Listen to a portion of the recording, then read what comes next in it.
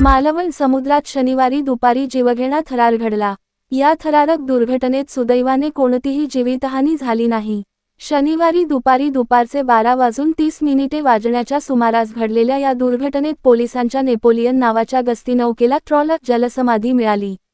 गस्ती मार्गावर जात असताना किल्ले सिंधुदुर्ग मागे ही दुर्घटना घडली। दरम्यान दुसरी गस्ती नॉक्सवयलीला ट्रॉलर तात्काळ त्या ठिकाणी पोहोचल्याने सर्व कर्मचाऱ्यांना सुखरूप वाचवण्यात यश आले।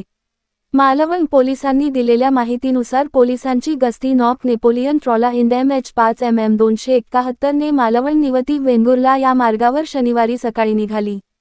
Police head constable Mahesh Ashok Kadam, Nivati police ठाणे ASI D टेकाळे कोस्टल तांडेल बसवराज शेषगिरी, खालाशी अमित राणे, मुतू लिंगप्पा हे कर्मचारी गस्ती मार्गावर रवाना झालेले होते।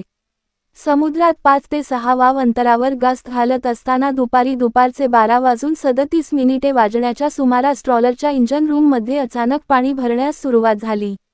याबाबत माहिती बोटीवरील कर्मचाऱ्यांनी दुसऱ्या गस्ती ट्रॉलरला तसेच मालवण पोलीस ठाण्यात दिली। स्वयलीला ही दुसरी नॉक ट्रॉलर समुद्रात काही अंतरावर होती। ती काही वेळातच बुडणाऱ्या नेपोलियन नौकेकडे पोचली। बुडणाऱ्या नौकेवरील सर्व कर्मचारी व खलाशांना सुखरूपपणे स्वयलीला गस्ती ट्रॉलरवर घेण्यात आले।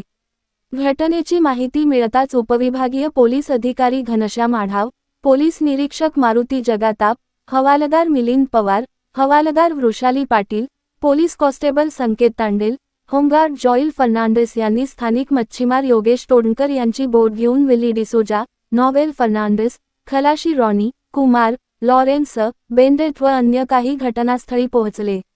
बुडणाऱ्या नौकेतून सुरक्षित वाचवलेल्या पोलीस अंमलदार व खलाशी यांना मालवण जेटी येथे आणले। बुडणाऱ्या नेपोलियन ट्रॉलरला वाचवण्याचे प्रयत्न झाले मात्र पूर्णपणे समुद्राचे पाणी आत शिरल्याने नेपोलियन ट्रॉलरला जलसमाधी मिळाली।